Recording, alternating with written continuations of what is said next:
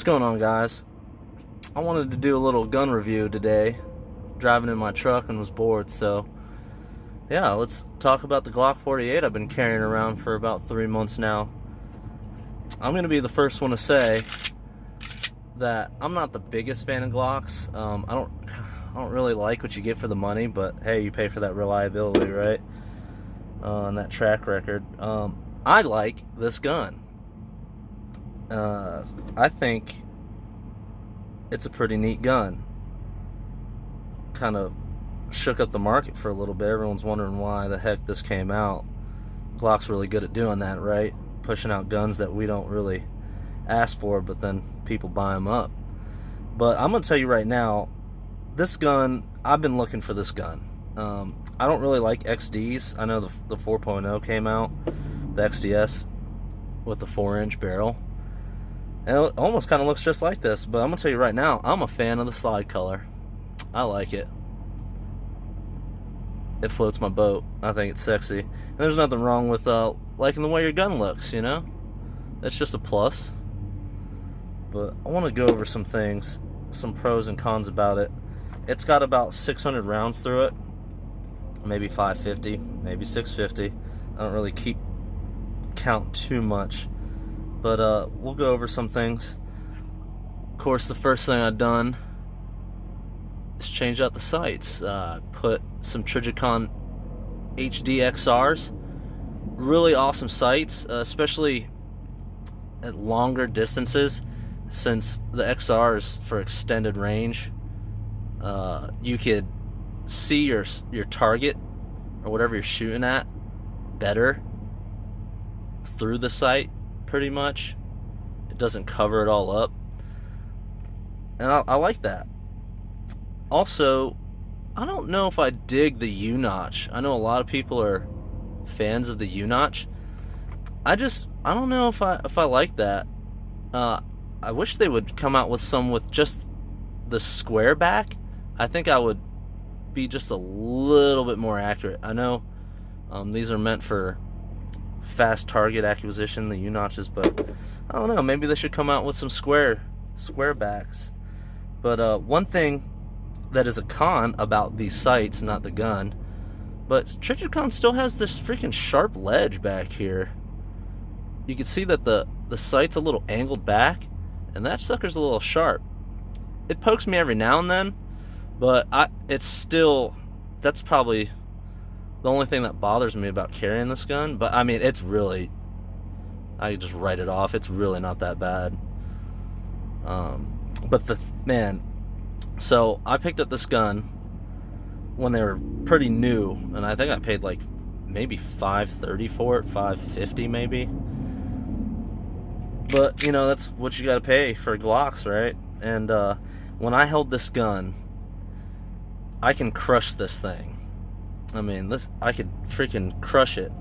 And I guess we'll get back into the next topic, which is the grip. Super thin, so it's a little bit thicker than the 43. And I like it. I don't mind the lighter texture. I think it's perfect for carry every day, for me at least. It doesn't bother me when it's up against my skin. And since it's such a small grip, I got medium-sized glove hands. And so, like, since it's a small grip, I don't have to adjust my grip on firing in succession. I just don't. Maybe I need to get out more and freaking do some like 20 push-ups and then freaking run this thing and then do 20 more and sprint over here somewhere. Maybe then it'll start to slip.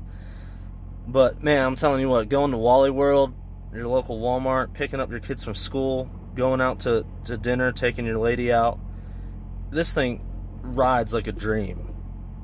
You know, it's like an inch thick. Of course, everyone knows that the control is very smooth. There's something simplistically beautiful about Glocks. You know, it's like their beauties and their simplicity.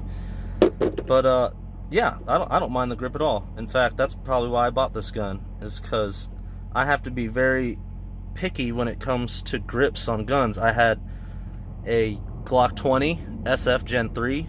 Love that gun. Big fan of 10mm.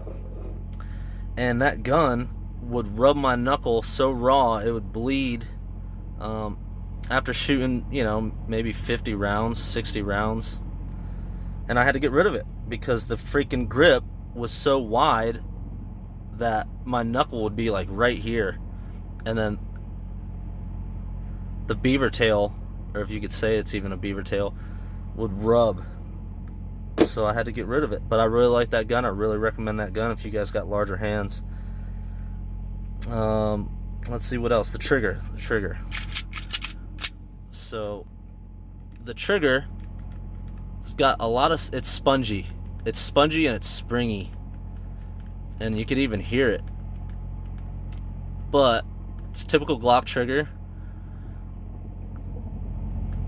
You get the take up, spongy take up, then you hit the wall, and then there's a little bit of creep, a little bit of creep, and then a nice clean break like all standard Glocks do. Then the reset, pretty short, and then just a little bit of take up after the reset, and then you're back at the wall, creep again, creep, and then a nice clean break. Now this has got 500 rounds through it, so it could probably lighten up a bit. But now we're gonna get to one of the first cons of the gun, and it is this freaking trigger shoe. After shooting it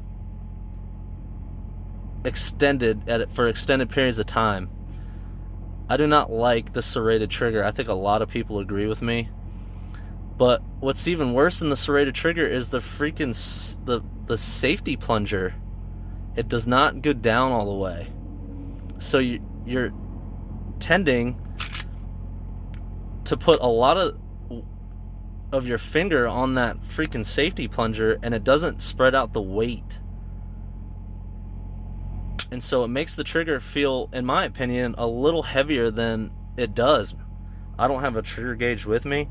I haven't put this on the trigger gauge, but it feels like maybe 6.5 pounds, 6 pounds. But I mean, I'm not that big on, I'm not a human trigger gauge. It could be 5 pounds, but that's the point, right? Is like the trigger makes it feel heavy. Maybe I'll get an aftermarket trigger after that. Let's see. The weight. Another big pro of this gun is it's freaking light. It's 20 ounces, give or take. I'll annotate it in the description on how much it is. I think it's a little over 20 ounces. But dude, this thing is, it's like a little toy almost. It's super small, super thin. And I just, with 10 rounds in the magazine, people say it's like more than a single stack, but it looks like a single stack to me, but who knows. But it holds 10 plus 1, and I think that's fine for me. Now if I'm going to Chicago, yeah, by all means, I'm bringing a 19 or a 17 or my CZ. Or yeah, oh yeah, that's what I tend to freaking leave at the house. I used to carry, well, I still do, but I had a CZ P07 Duty urban gray with some with a suppressor height night sights and a threaded barrel. I love that gun. I got a Occasion Gunworks trigger kit in it. That sucker was $200, but man, that made that gun so fun to shoot at the range. And I like double action, single action. I like striker fire too, but there's just something about a double single action that I really like. But I tend to leave that gun at home for this. It carries, this thing carries very well, and I carry at the 3 o'clock, 3:30, 4 o'clock. Let's get to it. So the finish, let's get to the finish again. I'm sure, like all you guys, I freaking draw from retention, and a lot of people and other reviewers on YouTube say that they're having problems with the finish. I make sure to wipe my finish off maybe like once a week, and I don't have any wear on this thing. I guess I don't know. I don't know. Some people are having problems with their finish. Mine's holding up beautifully. Got a little wear on the hood right here. I dropped it one time. I don't know if you guys can see that. Yeah, there it is. I dropped it from a bathroom straight onto some tile floor, and that definitely took the finish off. Let's see if I could. Yeah, there it is. That definitely took the finish off, but hey, it's a Glock, you know. Guess you could just throw these things around a little bit. I could break it down.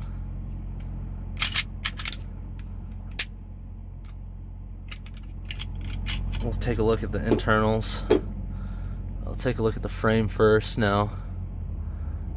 In the back, pretty sure that's just typical wear. The ejector looks pretty good.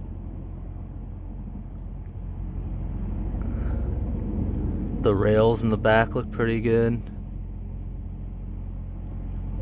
The front up here, it's a little dirty.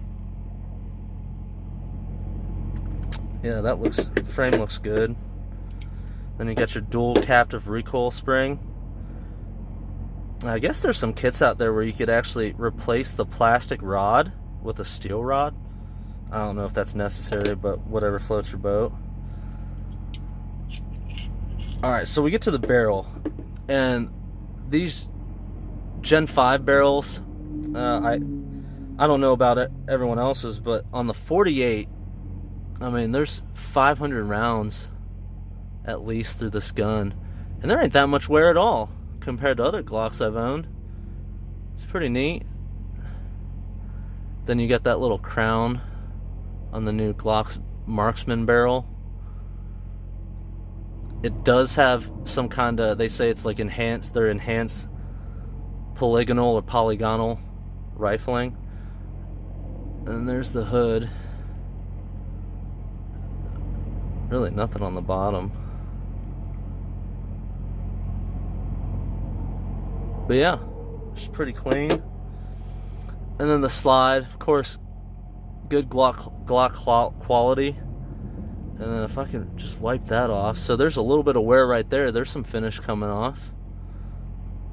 Right there, right where the hood meets up with the slide, where the lockup takes place. But then I don't know. Is that bad? Leave the comments down below. If you guys got a 48, compare with me. But just some Glock quality. Really not much to see here, so I'm gonna put it back. I just wanted to show you guys that.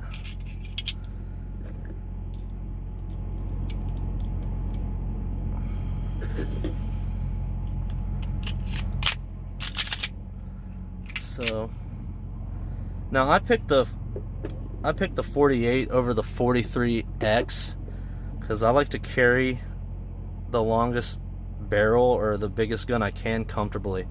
So this gun totally fit the description. I mean, a 19's not that much thicker, but it does make a big difference. If you guys know what I'm talking about when you go from a 19 to a, you know, an XDS or a freaking 43. It's just like this. Now, the slide, of course, doesn't bother me because since I carry it, I don't carry appendix, but so I try to carry the longest barrel I can. Yeah. But I also got a I've been leaving my Ruger LCRX and 9mm at home. If you guys want me to do a review on that gun's pretty neat. And then in the fall, winter months, I carry a Kimber TLE, custom TLE2 and 10mm, and I just love that gun. And every now and then I carry a Beretta M9A3 just for giggles, because it's fun and cool too. But I wanted to talk about one thing. Let me know if you guys are having the same thing. Now what I found is, if I could zoom in on here, see those scars right there? The magazine I tend to find not the gun itself, but the magazine leaves these scars on my rounds. And when I found, let me get rid of these, is on both of the magazines that came with this gun. Now I don't know if it's just designed that way. Here, let me see if I can get it right here in the light. Right at the tip, right there, there's a lot of that exposed metal, and that thing just scores up your rounds.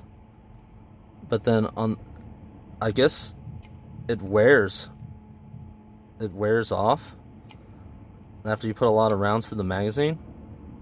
But even than that, I think I've had one malfunction. It was a failure to feed. I don't know if that could have been me, but yeah, out of 500 rounds, just one. And then, now what makes this gun awesome to carry is this holster right here. This is a Tolster holster. It says at tolsterholster.com. This thing is freaking awesome. I'm gonna buy more of these and get a lot more guns with this holster. It is so freaking minimalist. Look, there's no access. It is just, it's streamlined, nothing fancy, and this thing just disappears on your hip. Great retention. Nice click. Covers the trigger guard. Just a great holster. I'm gonna buy more from these guys. I'm not too far from them. I'm only about 80 miles away. But then there's that exposed rear sight, and it gets you every now and then, but I still like them. But yeah, if you guys want me to do more reviews on some other pistols I got, let me know. I also got a Ford EcoBoost that I bought for my wife, and I've been having fun with that. Been putting mods on that. Probably gonna get a tune for it soon, but yeah, I carry some Underwood ammo, some 124 grains plus P pluses with a gold dot. I love gold dots. Can't go wrong carrying a gold dot. So you guys have a good day. Like, comment, subscribe. Let me know if you guys want more, and tell me about your Glock 48, or tell me how you disagree and I should just carry a 19. Peace.